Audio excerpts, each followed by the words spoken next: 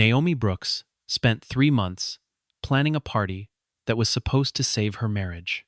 She chose the flowers herself, ivory roses mixed with sprigs of eucalyptus, because Ethan once said he liked how they smelled after rain.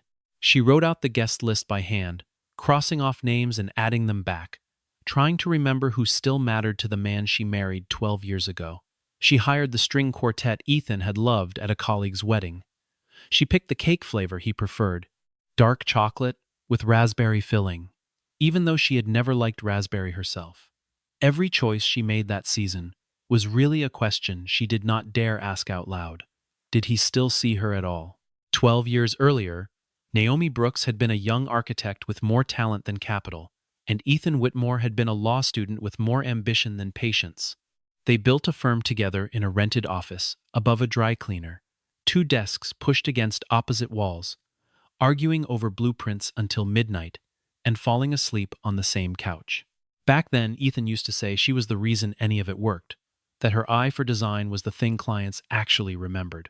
Somewhere between the first big contract and the 10th, that sentence stopped being said. Somewhere between the second child they never had and the second house they eventually bought, Ethan started speaking about the company as his alone. Now he came home later. He answered calls in the garage with the door shut. He looked at his phone at dinner the way other men looked at a television, half present, eyes flicking down every few seconds, like something urgent might arrive. Naomi noticed all of it, the way an architect notices a hairline crack in a foundation, long before anyone else worries about the building falling down. She did not accuse him. She did not demand explanations. She kept setting the table for 2, kept ironing his shirts, kept believing that a woman who built an empire out of nothing could rebuild a marriage out of almost nothing too. The morning of her birthday, she stood in the kitchen finalizing seating arrangements while caterers moved boxes past her through the back door. She had placed herself 2 seats down from Ethan at the head of the table, a small, private test to see if he would notice and move her back beside him. She had ordered a cake with 39 candles, 1 for every year, and a smaller box wrapped in gold paper that she placed carefully beside it, a box she had been building toward for months, though nobody else in that house understood what it truly contained. She wiped down the counter, smoothed her dress, and reached for Ethan's phone, charging on the counter, to move it off the marble before the caterers set down trays. That was when she saw it. Lit up on the lock screen for 3 seconds before it dimmed again. A single line from a contact, saved only as a heart emoji. "Can't wait to see you tonight." Naomi did not gasp. She did not drop the phone. She set it down exactly where it had been, turned it face up the way it always sat, and walked back to the caterers to ask if the champagne was chilled enough. Inside her chest, something had gone very still and very cold, the particular stillness of a woman who has just confirmed what she already suspected, and who has already, quietly, begun to prepare for it. By 7 that evening, the house had filled with the low murmur of a party finding its rhythm. Candlelight moved across the dining room in soft gold waves, and laughter rose and fell near the bar where Ethan's cousins were arguing about golf handicaps. Margaret Whitmore arrived first among the family. Dressed in pearls she wore to remind everyone of the family she had married into decades ago, and she kissed Naomi's cheek with the practiced coolness of a woman greeting a subordinate rather than a daughter. Leonard Whitmore came in behind her, quiet as always, offering Naomi a small, genuine smile before retreating to a corner chair where he could watch the room without being watched himself. Guests kept arriving, colleagues from the firm, old friends from architecture school, neighbors who had known the Whitmores for a decade. Naomi moved among them with the composed warmth she had spent years perfecting, thanking people for coming, refilling glasses, laughing at jokes that were not particularly funny. But every few minutes, her eyes drifted toward the front door, toward the driveway where Ethan's car had not yet appeared, toward the clock on the mantel that kept sliding past the hour he had promised. 7 turned to 7:30, 7:30 turned to 8. The quartet kept playing, unaware that the guest of honor was quietly counting each minute her husband failed to arrive at her own birthday. Then the front door opened, and the room's whole rhythm shifted. Ethan stepped in wearing the navy suit Naomi had bought him for their anniversary, smiling the wide, easy smile he used for clients and juries, the smile that told a room everything was under control even when it was not. Beside him walked a woman none of the guests recognized immediately. Tall, poised, dressed in a red gown that seemed engineered to be noticed, her arm looped through Ethan's like she belonged there. For one suspended second, the entire party seemed to hold its breath, waiting for an explanation that would make sense of what they were seeing. Ethan raised his voice over the quartet, cheerful, casual, as though introducing an old friend rather than detonating a marriage in front of 40 witnesses. "This is Vanessa," he said. "She's been a huge part of my life this year, and I wanted her here. She deserves to celebrate with us." A ripple moved through the crowd, uncertain laughter from someone near the bar, an awkward cough from a cousin who didn't know where to look. Margaret said nothing, her expression unreadable, which for Margaret was its own kind of endorsement. A few guests actually laughed outright, assuming this had to be some elaborate joke, some strange bit of theater Ethan had planned as part of the surprise. Naomi did not laugh. She did not gasp, did not confront him, did not make a single sound that would give the room permission to treat this as a scene. She simply stood near the cake table, hands folded, her face arranged into the calm, unreadable mask she had spent 12 years learning to wear in boardrooms full of men who underestimated her. Somewhere behind that stillness, something had already been decided, though nobody watching her that night could have guessed what it was. And then, as the quartet shifted into a lighter song, and Ethan guided his guest deeper into the room, Vanessa walked directly toward the head of the table and lowered herself into the chair, reserved for the wife of the house. The chair beside Ethan's had been set with care that morning, a small place card in Naomi's own handwriting, resting against the wine glass, her name written in the careful cursive she used for important things. Vanessa slid the card aside without looking at it, as if it were a used napkin someone had forgotten to clear, and settled into the seat with the ease of a woman who had rehearsed this moment in her head many times before tonight. Ethan pulled out the chair for her the way a man pulls out a chair for someone he intends to keep. Around the table, forks paused mid-air. Somebody's champagne glass caught the light and nobody drank from it. Naomi walked to the table anyway, because a hostess does not abandon her own room, and she took the empty seat 2 chairs down, exactly where she had placed herself that morning, though now the symbolism of that choice had become something crueler than she intended. She smiled at her guests. She asked the caterer to bring out the appetizers. She complimented Margaret on her pearls. Nothing about her voice cracked, nothing about her hands trembled, and the guests who watched her closely began to wonder if perhaps they had misjudged the whole scene, if perhaps this arrangement was somehow already known and accepted within the family. It was not. Vanessa reached over at one point and rested her hand on Ethan's forearm, letting it linger there a beat too long, glancing sideways to see who was watching her do it. She leaned in and whispered something in his ear that made him laugh, the private, low laugh he used to save for Naomi during their first years together. Someone at the far end of the table lifted a phone to take a photo of the party, and Vanessa turned toward the lens instinctively, chin angled, as though she had been waiting all evening for exactly this kind of attention. Naomi watched the whole performance without blinking, filing it away with the same precision she used when documenting a design flaw in a client's blueprint. The cake arrived on a silver cart pushed by one of the caterers, 39 candles flickering gently, and the room dutifully began to sing. Ethan stood beside Naomi for the photograph, one hand on her shoulder for appearance's sake, and Vanessa positioned herself just behind them in the frame, close enough to be visible, far enough to claim innocence if anyone questioned it later. Naomi blew out the candles in one breath and thanked everyone for coming, her voice warm and even, and if anyone had been listening closely, they might have noticed that she never once looked at her husband while she said it. As the cake was sliced and passed around the table, Ethan seemed to grow bolder, as though Naomi's silence were a kind of permission. He made a joke at her expense about a design project that had run late years ago, the kind of story he used to tell affectionately, but now told with a small, sharp edge meant to land in front of an audience. Vanessa laughed loudest of anyone, a laugh calibrated to be heard, and a few of the younger cousins laughed along with her, simply because laughter is contagious, and nobody in that room wanted to be the one who broke the spell of forced normalcy. Naomi smiled through it, cut another slice of cake, and passed it down the table without comment. By the time the plates were mostly empty, Vanessa had grown careless with her satisfaction, dropping small comments about a recent trip she and Ethan had taken, a trip Naomi had never heard about, framed vaguely enough to seem accidental, but pointed enough to be unmistakable. She mentioned a restaurant in a city 3 states away, a hotel with a view of the water, the kind of detail a woman shares when she wants credit for an affair without confessing to one. Margaret's fork paused over her plate for just a moment, the first crack in her composure all evening, though she quickly resumed eating as if nothing had registered. Around the table, the mood had curdled into something the guests could feel, but couldn't quite name, an unease thickening beneath the polite conversation.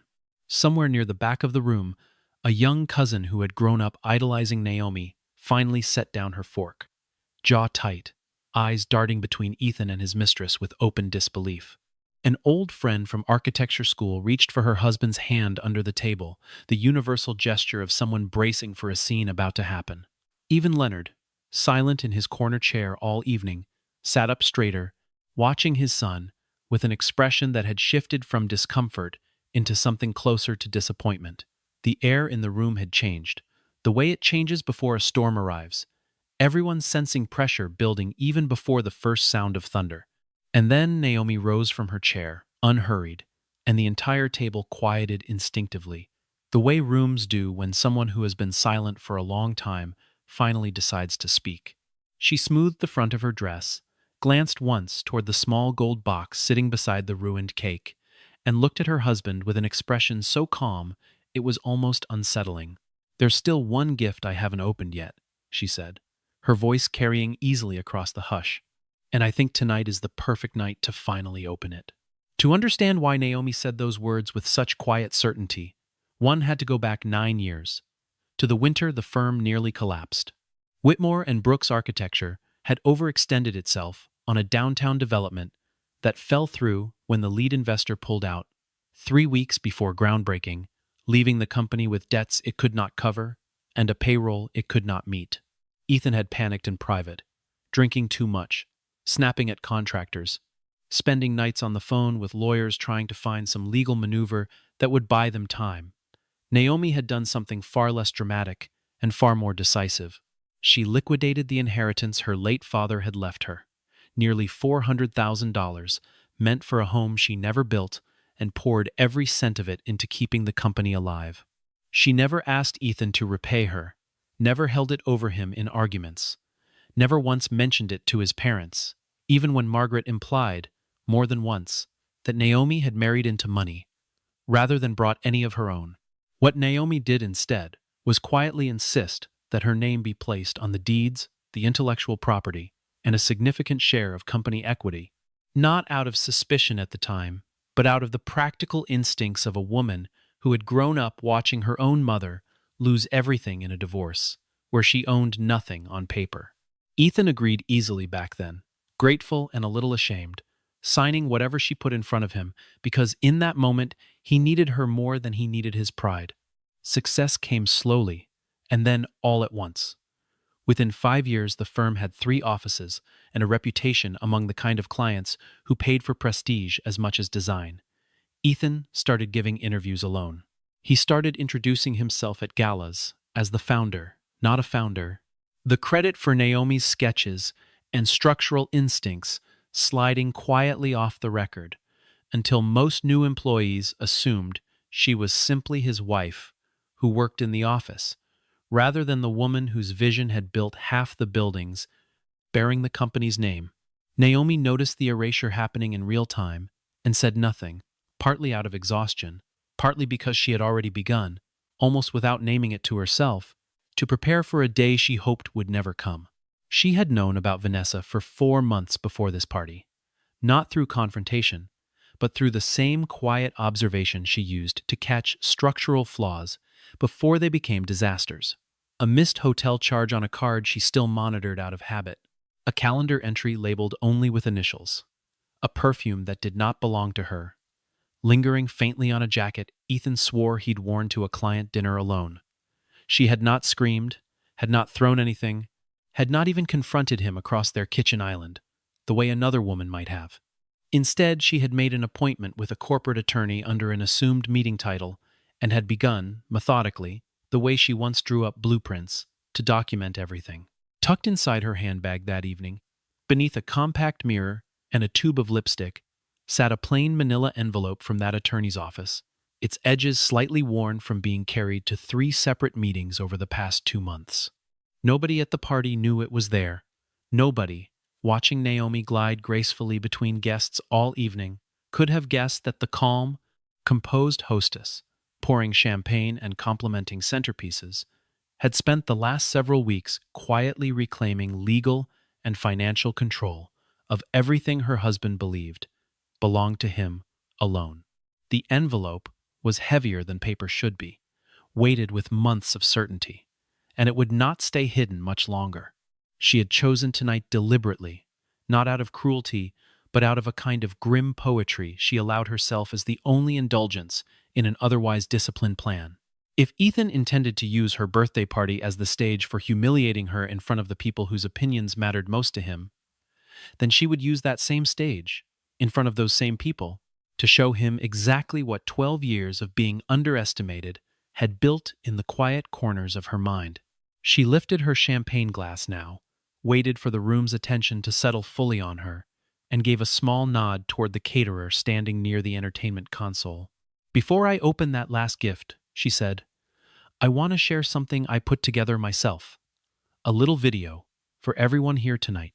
She smiled, genuinely this time, the kind of smile that made Ethan visibly relax, believing this was simply his wife's usual sentimentality. Another slideshow of vacation photos and wedding memories meant to move the room to tears before dessert. He even reached for Vanessa's hand under the table, confident enough in his control of the evening to do it in front of 40 witnesses. The lights dimmed, a screen descended silently along the back wall, and the first images appeared, exactly as Naomi had arranged them weeks in advance. The video opened gently, almost deceptively so, with photographs from their wedding day, Ethan laughing under a canopy of string lights, Naomi in white lace looking up at him like the whole world had finally arranged itself correctly. Soft piano music played beneath the images, and several guests actually reached for tissues, moved by the tenderness of a marriage they believed they were witnessing the celebration of. Margaret dabbed at her eyes. Even Leonard, usually so still, allowed himself a small, sentimental smile. For nearly 2 full minutes, the room settled into the comfortable warmth of nostalgia, and Ethan squeezed Vanessa's hand beneath the table without a flicker of unease. Then the music shifted, almost imperceptibly at first, a single dissonant note sliding beneath the piano, and the images changed. A grainy black and white frame appeared, time-stamped in the corner, clearly pulled from a hotel security camera. Ethan, unmistakably Ethan, stood at a reception desk with his arm around a woman whose face the camera captured perfectly as she turned to laugh at something he'd said. The woman was Vanessa. The timestamp read 8 months earlier. A low murmur rippled through the guests, confused at first, unsure whether this was some strange editing mistake in an otherwise sentimental tribute. It was not a mistake. The footage continued, cutting cleanly from one location to the next, with the precision of someone who had spent considerable time and money compiling it. A roadside motel 2 states away, another timestamp, Ethan's car clearly visible in the parking lot beside a car registered, as a small caption at the bottom of the screen quietly noted, "To Vanessa Hale." A restaurant camera capturing them seated at a corner booth, Ethan's hand resting on her knee beneath a table he clearly believed no one could see. The piano music had faded out entirely by now, replaced by a heavy, expectant silence that filled the room more completely than any music could have. Vanessa's face drained of color first. She pulled her hand back from Ethan's grip as though it had suddenly caught fire, glancing frantically around the table at the guests now staring at her, at the enormous screen still playing footage of her own affair back to her in high definition.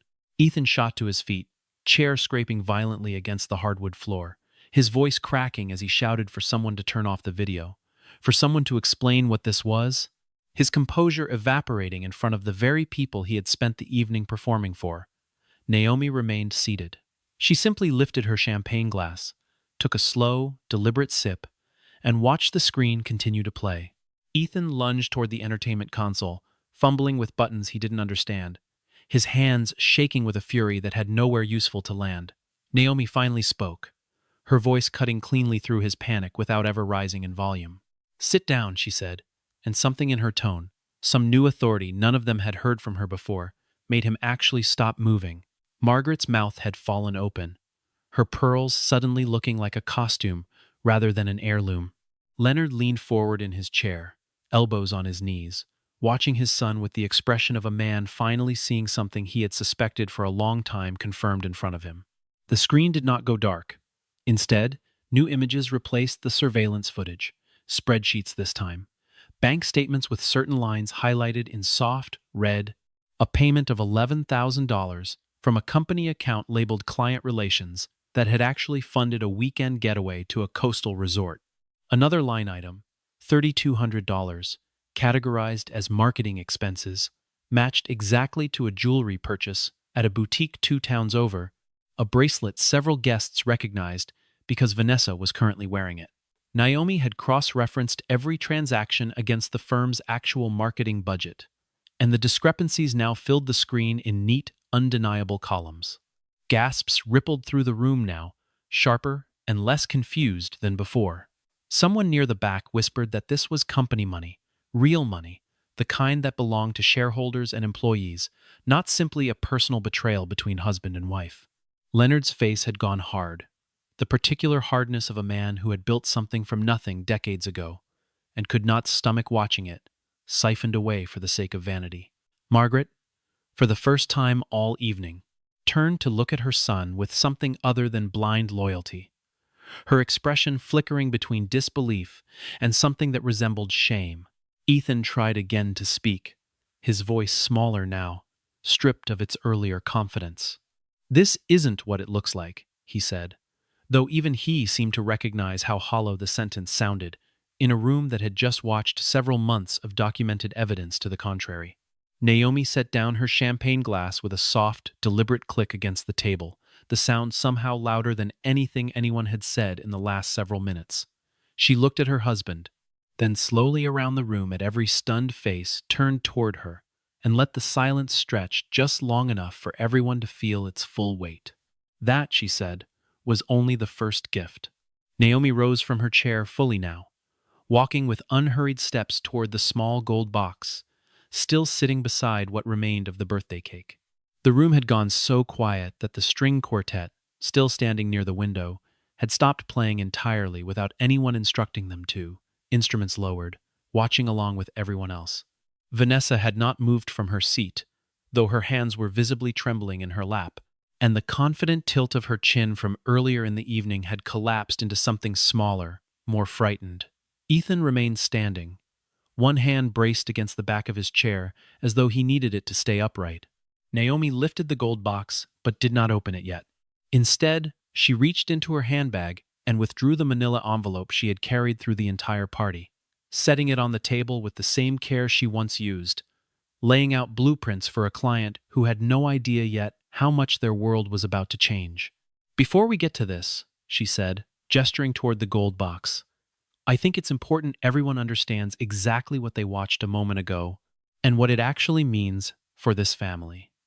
She opened the envelope and withdrew several printed pages, sliding them calmly across the table toward Leonard rather than Ethan.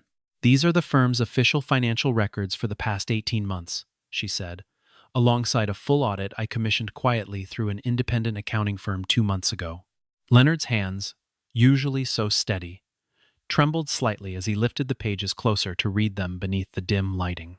"Every discrepancy on that screen matches exactly what's documented here," she continued, her voice never once wavering, never once raising into accusation, simply laying out fact after fact the way she had spent a career laying out load-bearing calculations that could not be argued with. Nearly $90,000 over the past year alone, diverted from company accounts under false categories, all authorized under Ethan's signature.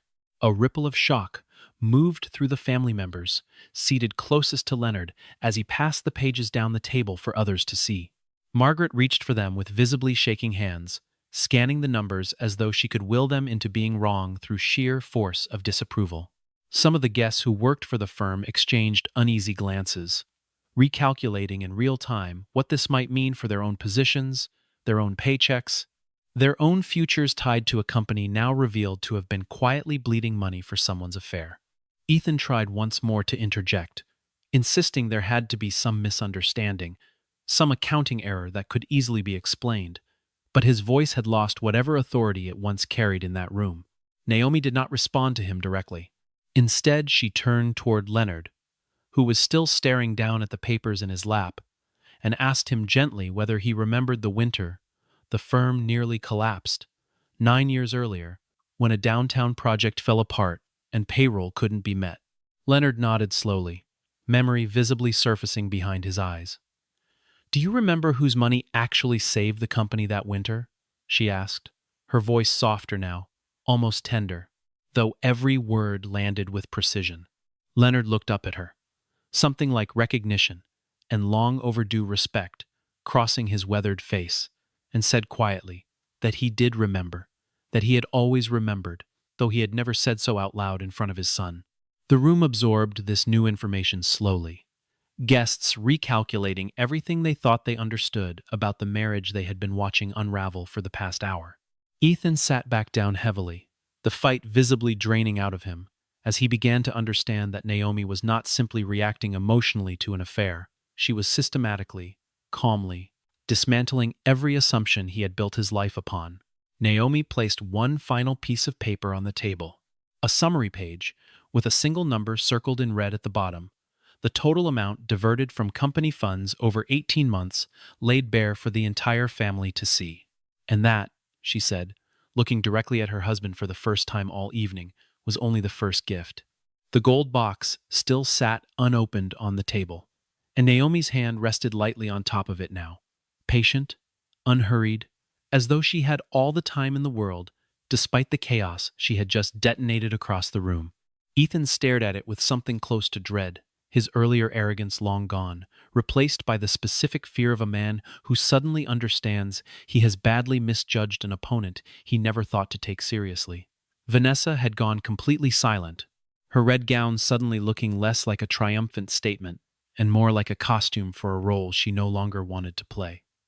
Margaret's pearls sat still against her collarbone, her whole body rigid, waiting. Naomi finally lifted the lid off the gold box, folding back the tissue paper inside with the same steady hands she used for everything else that evening. She withdrew a slim leather folder first, setting it on the table, and beside it, a second folder, thicker, bound with a clip that caught the candlelight. "This is a filing for divorce," she said simply, resting her hand on the first folder, already reviewed and signed by my attorney, ready for Ethan's signature whenever he'd like to make this official. Nobody in the room made a sound. Somewhere near the back, a fork finally clattered against a plate, the noise sounding enormous in the silence that followed. She opened the second folder next, sliding out several dense pages stamped with the state's business registry seal. "This one is a transfer of majority ownership," she said, her voice still even, still calm, documenting a shareholder vote that took place 3 weeks ago, formally confirming that I now hold controlling interest in Whitmore and Brooks architecture. Ethan let out a short, disbelieving laugh, shaking his head as though this were some elaborate bluff he could simply refuse to acknowledge. "That's not possible," he said, his voice cracking around the edges. "The company is mine. My name is on the door. I built this from nothing." Naomi didn't flinch. She reached for the final document in the folder, a formal board resolution, and read the relevant line aloud, without raising her voice even slightly. "Effective immediately, Ethan Whitmore is removed from his position as Chief Executive Officer of Whitmore and Brooks Architecture, pending review of the financial irregularities documented in the attached audit." She set the page down gently in front of him, close enough that he could read his own name printed beside the word "removed." His smirk, the one he had worn walking through the front door hours earlier with another woman on his arm, finally, completely disappeared.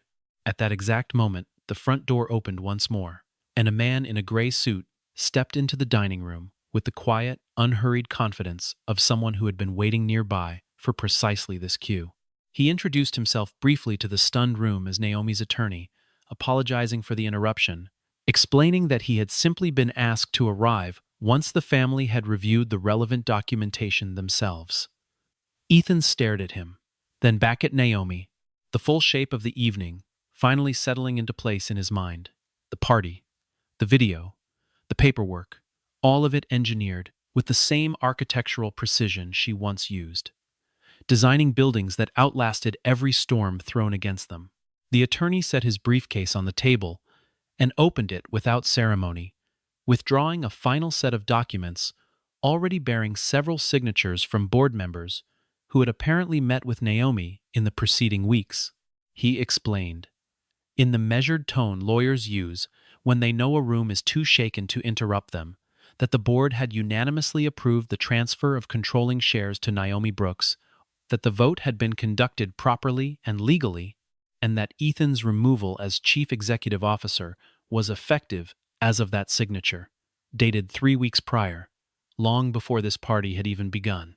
Leonard, still holding the earlier financial pages in his lap, nodded slowly, as though confirming something he had quietly known was coming. It was Leonard who spoke next, his voice low but carrying easily through the silent room.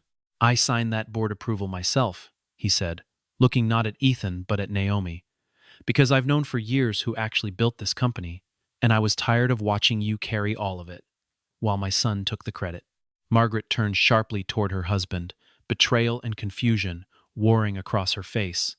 But Leonard did not look away from Naomi, did not soften the statement, simply let it sit in the room, exactly as heavy as it deserved to be. Ethan's hands had begun to shake, gripping the edge of the table, as though the floor beneath him had genuinely tilted. Vanessa rose from her seat then, quietly, almost apologetically, murmuring something about needing air, about this clearly being a family matter she shouldn't be part of.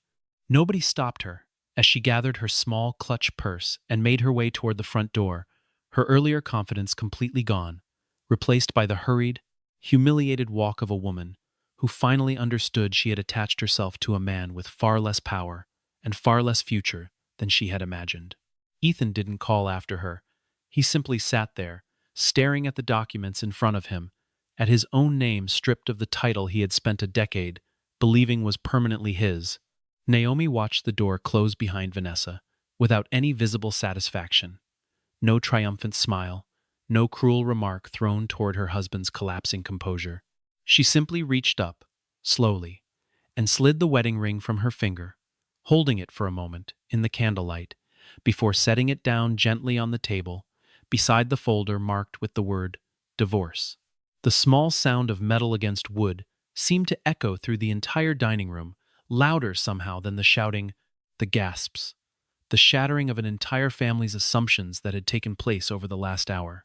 Ethan looked down at the ring, then up at his wife, and for the first time all evening, he had absolutely nothing to say. The silence that followed the ring's soft landing on the table stretched longer than any silence that had come before it. Nobody reached for their wine glasses. Nobody made small talk to fill the discomfort. Even Margaret, a woman who had spent decades filling awkward pauses with polite chatter, sat perfectly still, staring at the ring as though it were something sacred that had just been laid to rest. Naomi did not raise her voice when she finally spoke again, did not perform grief or rage, for the benefit of an audience that had spent the whole party watching her be humiliated. She simply stood there, steady, and let the room absorb what it needed to absorb. "I'm not going to stand here and list every way you disrespected me tonight," she said, looking at Ethan without anger in her eyes, only a kind of tired clarity. Everyone in this room already saw it happen in real time. What I want you to understand, all of you, is that respect isn't something you perform for cameras and dinner parties. It's something you choose, quietly, every single day, in the moments nobody else is watching. She paused, letting that settle, her eyes moving briefly across the table to where Margaret sat frozen with her pearls catching the candlelight. "Loyalty isn't blind defense of someone simply because they share your name or your blood," she continued, her gaze resting for a moment on her mother-in-law before moving on. "Loyalty is telling the truth even when it's inconvenient, even when it costs you comfort. Nobody in this family did that for 12 years. Not because you didn't see what was happening, but because it was easier to look away. She was not shouting, was not crying, was simply stating facts, the way she once stated structural requirements to contractors who preferred not to hear them. And self-worth, she said finally, is understanding that you don't have to accept less than you deserve just because you've invested years into something. Years don't obligate you to stay somewhere you're no longer valued.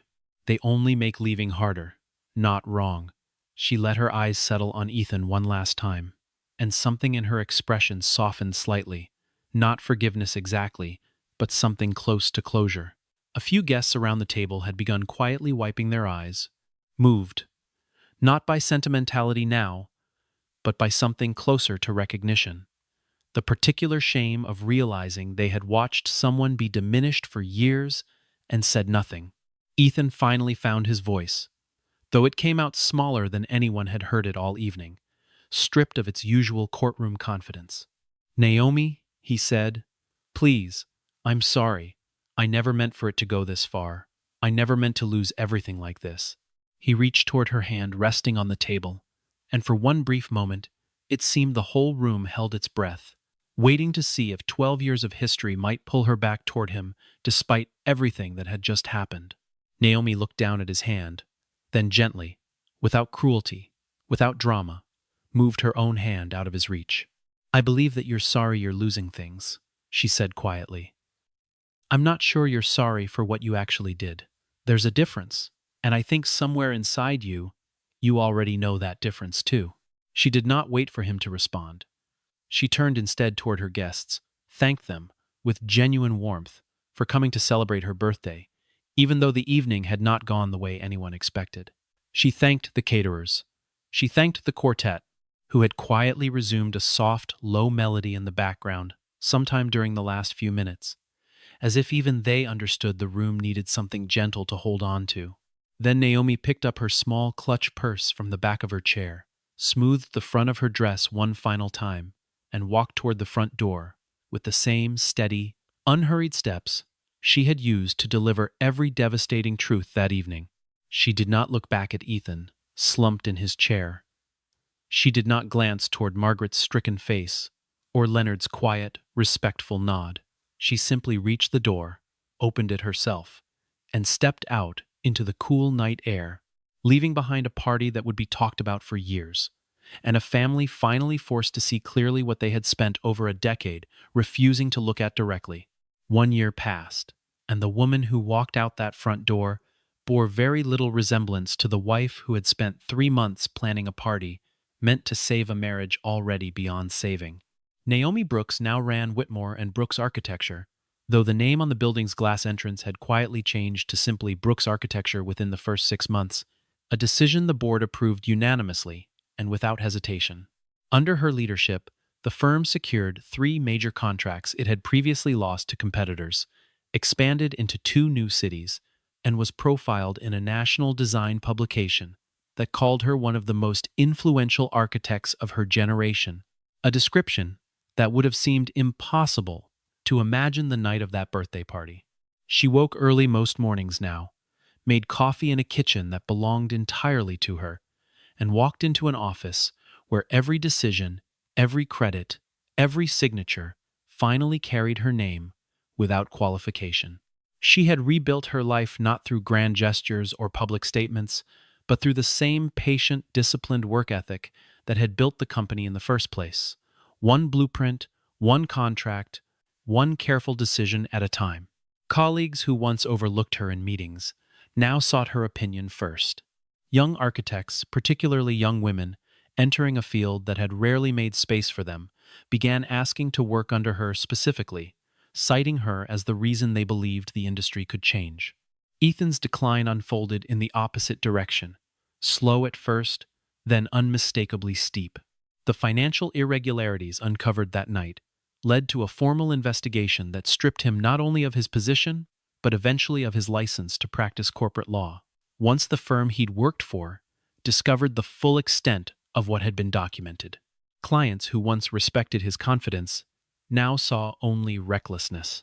Colleagues who once admired his ambition now saw only the cautionary tale he'd become. Vanessa, predictably, disappeared from his life within weeks of the party, moving on to someone whose reputation hadn't just publicly collapsed in front of 40 witnesses and, eventually, half the local business community, once word spread. Margaret tried, several times over the following months, to reach out to Naomi. Small gestures at first, a card, a brief message, an attempt at reconciliation that never fully acknowledged the years of dismissiveness that preceded it. Naomi responded with polite, brief replies, neither warm nor cold, the careful distance of a woman who had learned exactly how much emotional energy certain relationships were worth.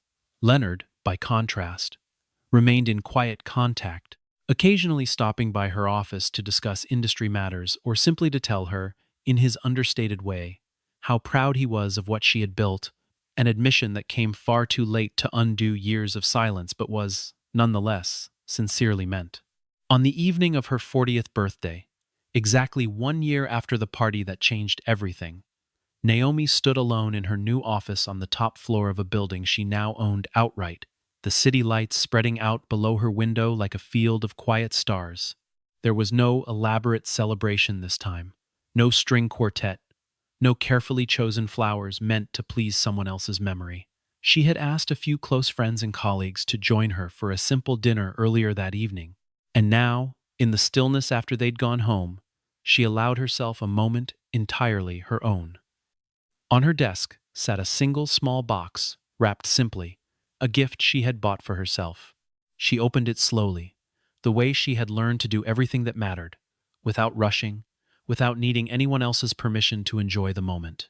Inside sat a set of keys, freshly cut, engraved along the metal with the words Brooks Architecture, the keys to the new headquarters she had spent the past year designing and building from the ground up, entirely under her own name, entirely her own vision made real. She held them up to the window light, watching them catch the glow of the city beneath her, and allowed herself finally a genuine, unguarded smile. The most beautiful gift, she said softly to the empty office, to no one but herself, isn't being loved by someone who no longer values you. It's being strong enough to walk away when love stops being worth staying for. She set the keys down gently on her desk, turned off the office lights, and walked out into a life that finally, completely, belonged to her alone.